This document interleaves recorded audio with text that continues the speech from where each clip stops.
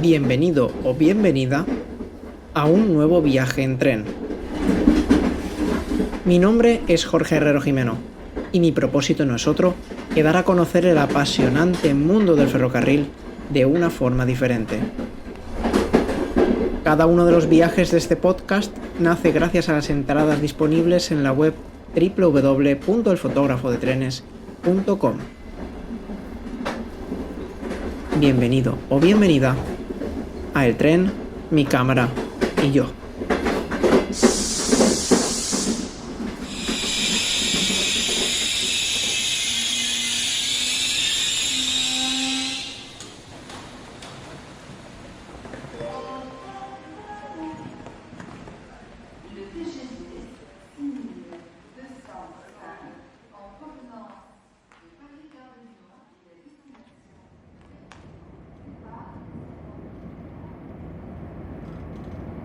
La velocidad sube de forma escalonada en el velocímetro.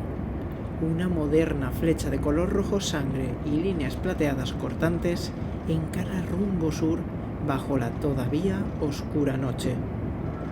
No mira aquello que deja atrás. Incluso la ciudad de la que acaba de partir parece ya no existir. Con el foco puesto en el objetivo, el viaje empieza ya.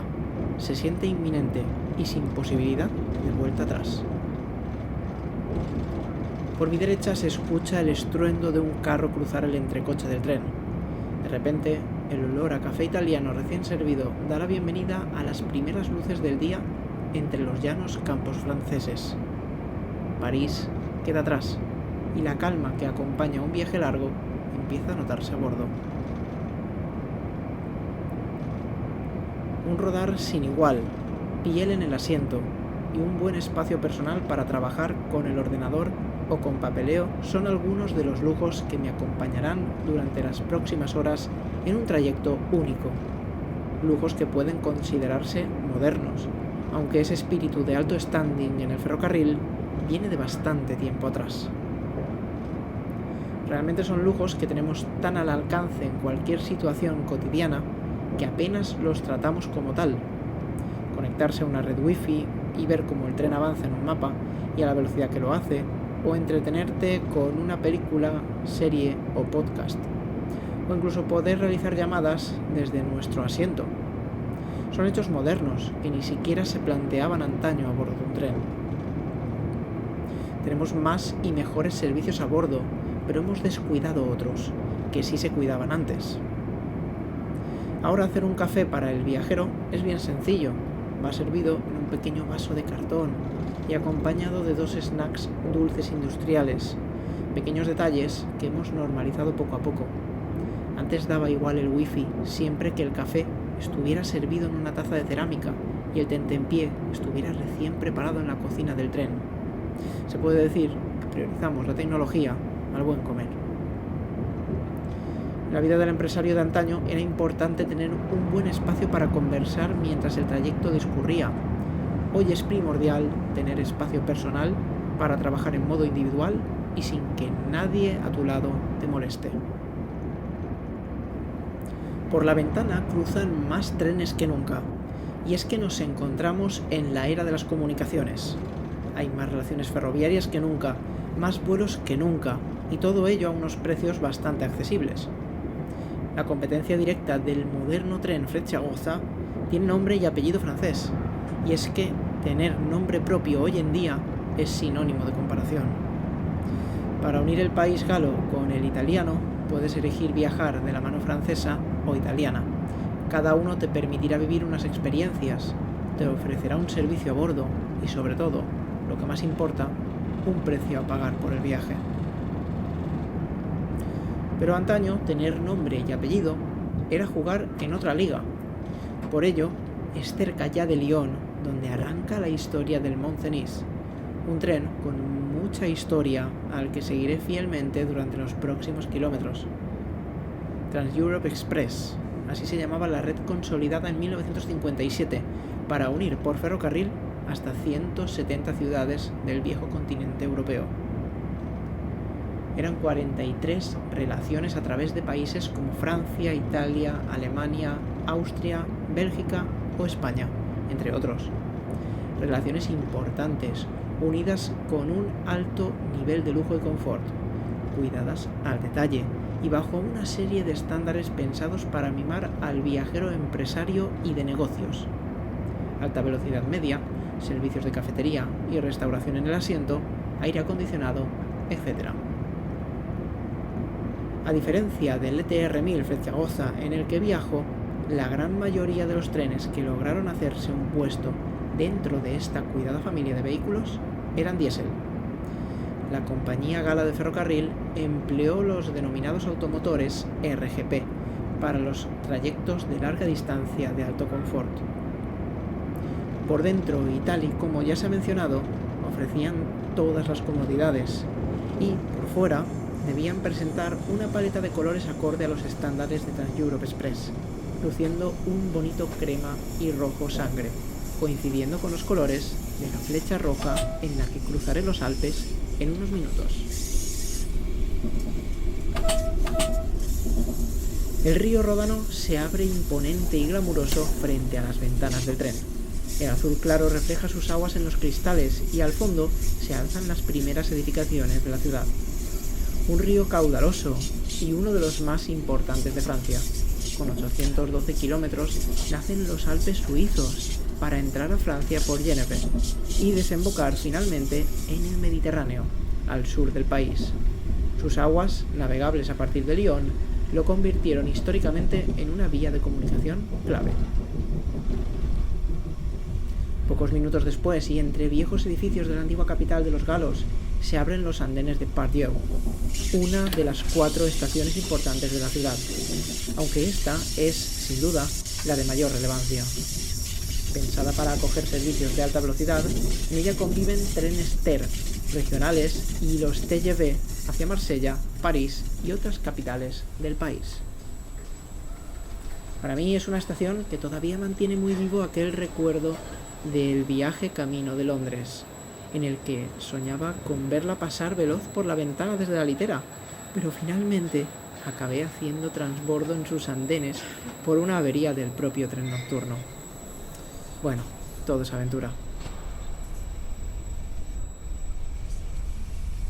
Cerradas las puertas, el tren rueda de nuevo con la filosofía renovada. Ya no puede correr y deberá mantenerse al margen de los 100 km por hora para serpentear por línea convencional fuera ya de las rectas vías de la red de alta velocidad que dejó atrás antes de Lyon. A partir de ahora sí se puede decir que el Frecciagoza circula bajo el amparo del nombre Mont-Cenis, ya que este servicio cubría la relación entre Lyon y Milano, a través de los Alpes y el macizo con el mismo nombre, tal y como lo hará el elegante Ferrari rojo. Restar velocidad al trayecto no significa, ni mucho menos, perder elegancia y glamour. De hecho, a partir de ahora las curvas serán más sinuosas, las montañas irán creciendo en altura, los pueblos serán más y más pequeños, pero el elegante tren rojo aprovechará para lucir sus líneas en consonancia con semejantes paisajes. Serpenteando el imponente lago d'Aigues-Belette, el tren llega bajo un cielo ligeramente nublado a la estación de Chambéry. De momento, la infraestructura de sus andenes parece engañar al acostumbrado tren, habituado a las grandes estaciones de alta velocidad, donde siempre parece haber quien espera su llegada. Poderosa, la máquina italiana saca pecho en paralelo a un Eurostar con destino a Bourg-Saint-Maurice, un tren más propio del norte europeo que de las zonas montañosas de los Alpes. Es a partir de este momento cuando la elegancia italiana del tren y la pomposidad de los Alpes empiezan a mirarse cara a cara y a los ojos. Para el ETR 1000 es muy importante mantener ese estatus que lo posiciona como uno de los vehículos ferroviarios más seguros, fiables, confortables y silenciosos de Europa, rivalizando dichas características solamente con los Intercity Express alemanes. Por las ventanas comienzan a dibujarse en el horizonte bellas líneas heterogéneas, pintadas en parte por suaves tonos blancos. Los Alpes franceses dan la bienvenida al Flechagoza, unas cumbres que no entienden de tecnología. Siempre han estado ahí, pero poco a poco han ido observando, sin juicio, cómo el hombre ha desarrollado estrategias para atravesarlas de cualquier forma. Obviamente, el tren es una de ellas.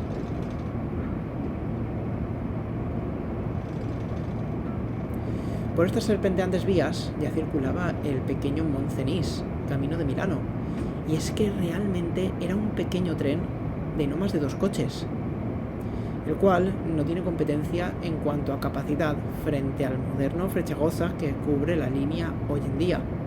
Pero menos es más, y esta intimidad ofrecida por el Moncenis era justamente lo que buscaba su público, así como los servicios adscritos a la red Trans-Europe Express. Cruzar los Alpes hablando de negocios y revisando papeles de grandes reuniones y acuerdos debió ser, hasta cierto punto, inspirador. En el interior de los coches business del tren italiano actual ya no se respira el mismo ambiente. Es cierto que el entorno busca ser el adecuado para justamente ese perfil de gente, pero el nivel económico general de hoy en día no es el de antaño. Y, junto a quienes revisan documentos en sus portátiles, también viajan familias y parejas que simplemente quieren el extra de confort que ofrece esta clase. Pero todavía hay más. El coche que encabeza la rojida composición es el de clase Executive. Esta clase sí se podría decir que equivale a aquellos trenes de la red europea de lujo. 10 grandes sillones en todo el coche, los cuales son reclinables, ajustables y giratorios por parte del viajero. Toda la flexibilidad en el billete, así como un servicio de desayuno a primera hora y de comida al mediodía, servidos directamente en el asiento y con una presentación y calidad excelentes. Entre todas las comodidades del tren, una de ellas mantiene una temperatura más que agradable pese a que la exterior va bajando cada vez más y más. Las cumbres se acercan rápidamente a la composición, con sus picos blanquecinos. Cada kilómetro que pasa, la vía se va adentrando en los valles rodeados de esbelta roca. Tan solo alguna carretera secundaria con muy poco tráfico nos acompaña en paralelo en ciertos momentos. Los frecuentes ríos, cargados de agua de deshielo, pasan bajo los ejes del tren, acompañados de esbeltos puentes de estructura metálica de otra época. Tras una muy breve y puntual parada en Saint-Jean de Morin-Arban, las imponentes obras de un gran túnel se abren a la derecha del convoy según el sentido de la marcha. Una de esas infraestructuras ferroviarias faraónicas que caracterizan hoy en día los pasos montañosos como este. Unos cuantos kilómetros de túnel que le quitan prácticamente todo el encanto a la ruta. Curiosamente, dicho túnel se ha bautizado con el mismo nombre que aquel tren lujoso ya mencionado, y es normal. El macizo del Moncenis es el más importante de la zona por la que transcurren las vías. Pero será a partir de 2030 cuando deje de ser posible dar un salto desde el Frecciagoza al bajo andén de la estación de Modane y disfrutar de semejante contraste visual.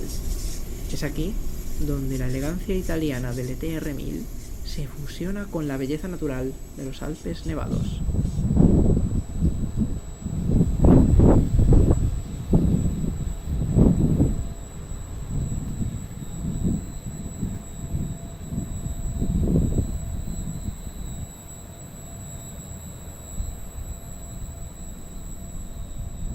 Tras los casi 10 minutos de parada, Italia abre ya sus puertas y lo hace a través del histórico túnel del Moncenis, pero el de toda la vida, el que este año cumple su 150 aniversario, es decir, el túnel que verdaderamente permitió la conexión ferroviaria entre las dos capitales que une este servicio de alta velocidad. Benvenuti in Italia.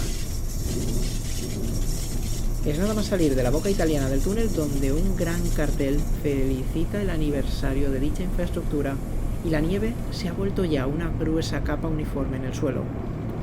Las vías solo muestran la banda de rodadura del carril, quedando el balasto y las traviesas sepultadas por una hermosa capa blanca. Las vistas a través de los grandes ventanales del tren son inmejorables. Y, entre tanta belleza, cruza a muy buen ritmo otro ETR-1000 en sentido inverso. Con toda certeza, se trata del Milano-París, el cual llega a la Ciudad de la Luz a una hora muy similar a la que este servicio finalizará su recorrido en Milano. Son un total de 2 servicios por sentido al día por parte de la compañía italiana de ferrocarril, para unir dichas capitales, uno por la mañana y otro por la tarde, con salida respectiva desde cada ciudad. Entre semana, el horario de salida se adelanta poco más de una hora con respecto al horario del fin de semana, el cual es algo más tardío. En cambio, los franceses ofrecen 4 frecuencias diarias en fines de semana y 3 entre semana. Las señales luminosas de la vía han mutado su forma, han pasado de ser redondeadas a ser cuadradas. Además, la tipografía y el diseño de las cartelerías de las estaciones también ha cambiado. De un fondo azul oscuro muy francés a un alegre azul claro. Definitivamente se puede confirmar que el tren ha pasado la frontera y Francia ya ha quedado atrás. La última parada del recorrido en territorio alpino y la primera tras el paso de frontera se llama Oulux, un bello y pequeño pueblo de casitas de piedra situado a la falda de las montañas. Aquí la nieve sigue haciendo capa, aunque en las zonas de paso ya ha sido apartada. Los andenes, mojados por el leve de hielo y la humedad de la noche, todavía persistente, observan cómo el pasaje asoma por las puertas y da unas caladas rápidas al cigarro que guardan desde hace un par de ellas. La parada es momentánea, de apenas un par de minutos, y enseguida los silbatos que anuncian la salida del tren empiezan a sonar para no dejar a nadie atrás.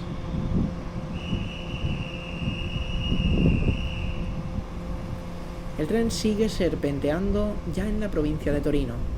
Sus formas puntiagudas y su flamante color rojo peraltan suavemente en las curvas y va sorteando cada rincón final de la cordillera como buenamente puede, sin apenas tráfico, a una velocidad moderada, con paciencia y con unos pocos minutos de demora que no escandalizan a nadie.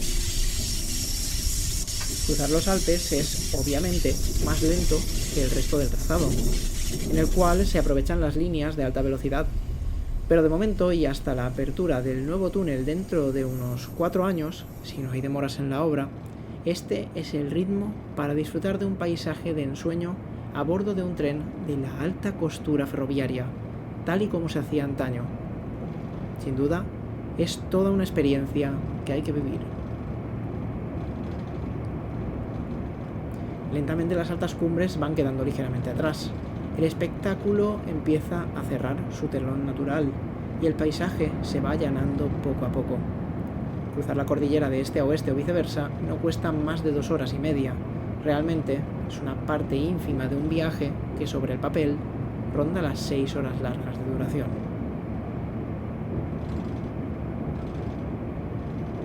Sin llegar todavía a coger velocidad, edificios de todo tipo empiezan a aparecer a derecha e izquierda del tren. Torino es la primera capital italiana comparada, y su estación ya no tiene nada que envidiar a aquellas frecuentadas hace escasos minutos. Aquí ya no hay nieve ni naturaleza, aquí abunda el hormigón, la oscuridad y la rutina social aburrida. Como bien decía al principio de este viaje transalpino, al viajero actual le importa, por encima de otras cosas, que el wifi esté siempre presente a bordo y que la cobertura no se pierda. Los hay que deseaban salir de las montañas para poder seguir mandando mensajes y haciendo scroll infinito en las redes.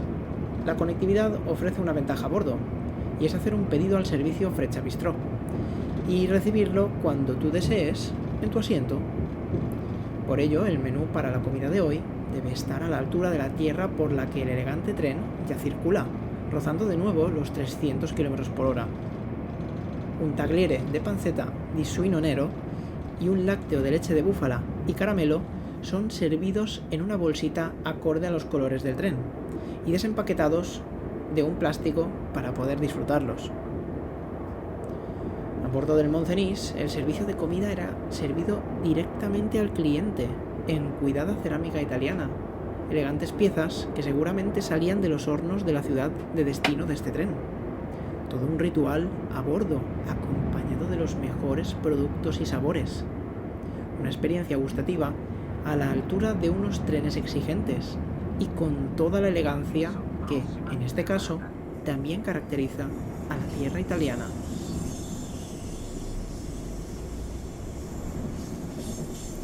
Por unos paisajes que están ya lejos de sorprender, termina la hora de comer y el viaje se acerca a su fin. Según el portal digital del tren y su mapa de seguimiento, el convoy acumula 8 minutos de retraso. Pese a ello, ya hay quien se pone el abrigo y baja la maleta del portaequipajes presionado por las prisas o vete a saber por qué.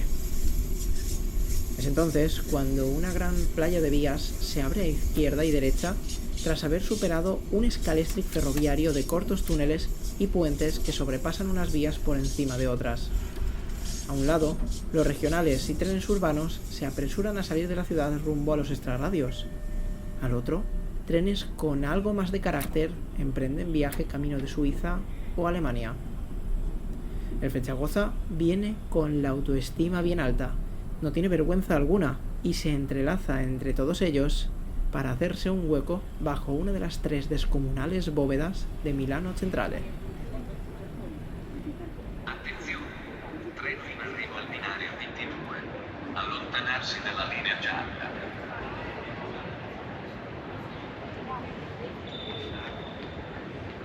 Attenzione, treno in arrivo al binario 3, allontanarsi dalla linea gialla.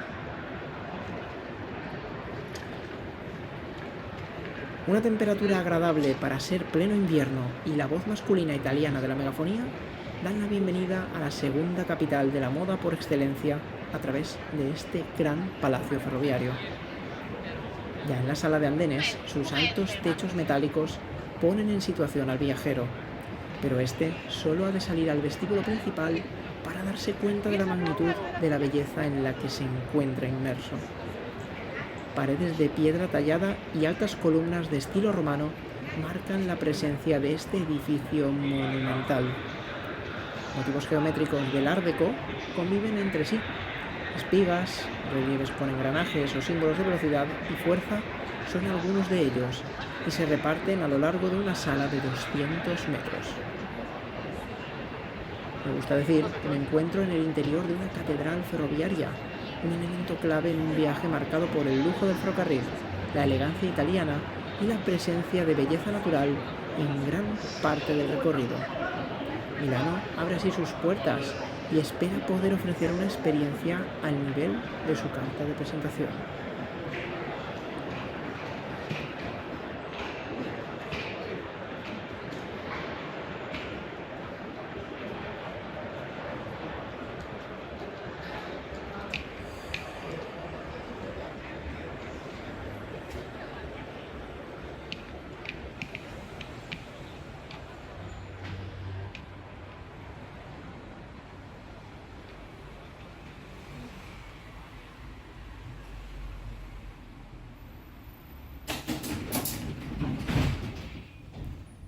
Unas pocas horas más tarde, ya a bordo de un tranvía de 1927, el majestuoso Duomo di Milano pasa a lo lejos por las ventanas con marco de madera de este histórico vehículo, que conoce las calles mejor incluso que sus propios vecinos. Es entonces cuando el naviccio grande se abre ante mí y trato de aguantar el fuerte frenazo de un vehículo que no se creó con tecnología que aspire a ser suave en sus movimientos.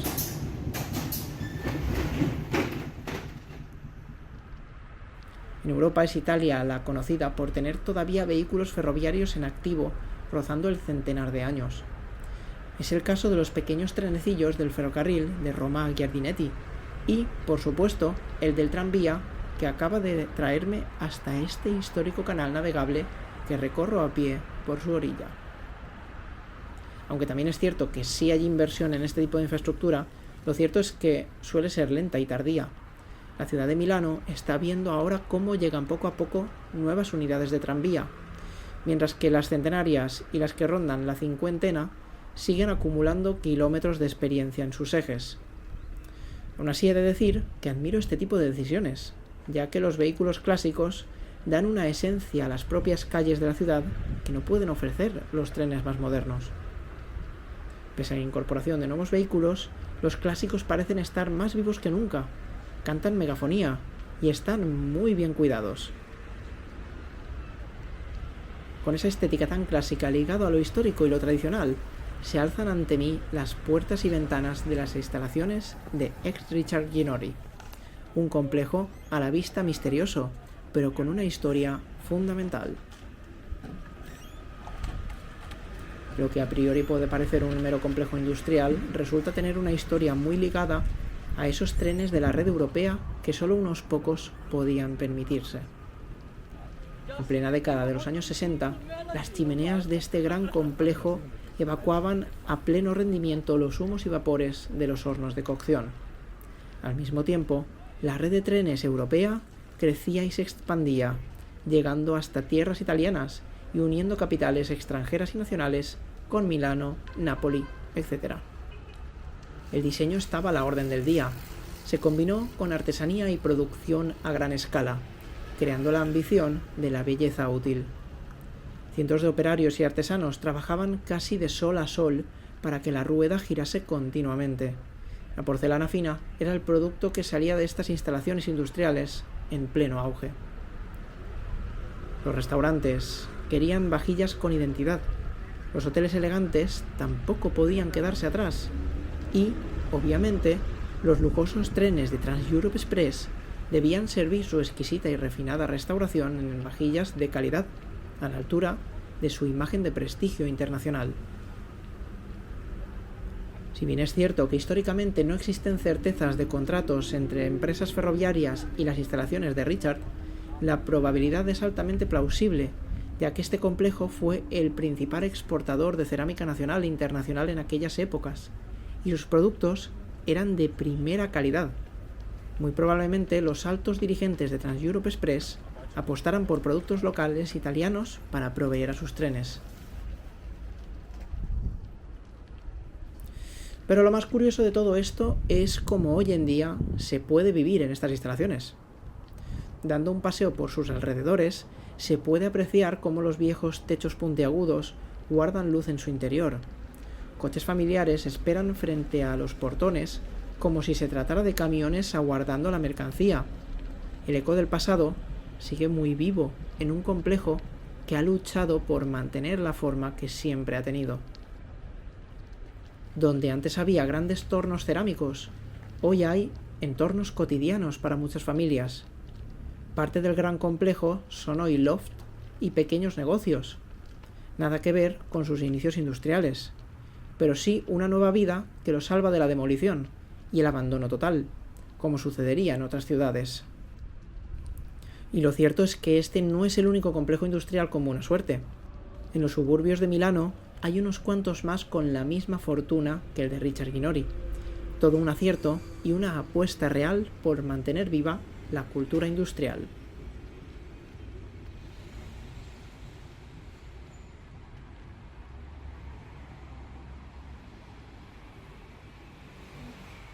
Obviamente, la mejor forma de deshacer lo andado es en tranvía,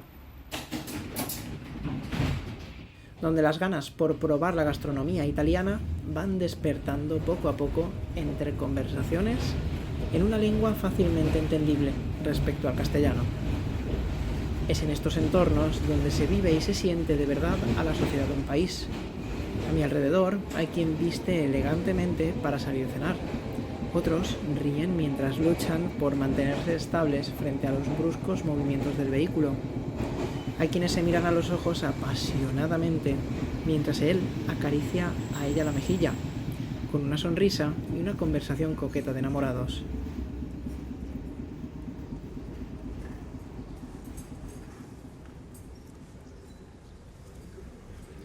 Fuera del tranvía, el plato por excelencia en esta ciudad está más que claro. Sus ingredientes son simples, extremadamente básicos, pero bien cocinados y bien servidos crean una experiencia sensorial en boca que agrada a cualquier paladar. La textura y la mordida de los granos de arroz es peculiar y propia de un risotto, es decir, tirando a poco cocidos.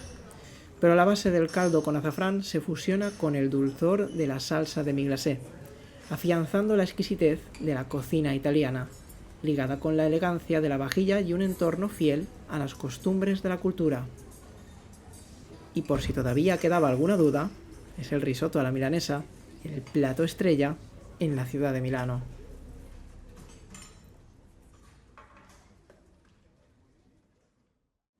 Muchísimas gracias por llegar al final de este episodio. Te agradecería que siguieras este podcast, dejaras una valoración a través de tu plataforma de escucha y comentaras qué te ha parecido. Cuesta muy poco hacerlo y a mí puede ayudarme muchísimo. Durante este viaje he realizado un total de 883 kilómetros en tren y en la descripción del episodio tienes todos los enlaces para ayudarte en caso de que tú también quieras realizar esta aventura. Deseo que tus sueños viajen en tren. Nos vemos muy pronto.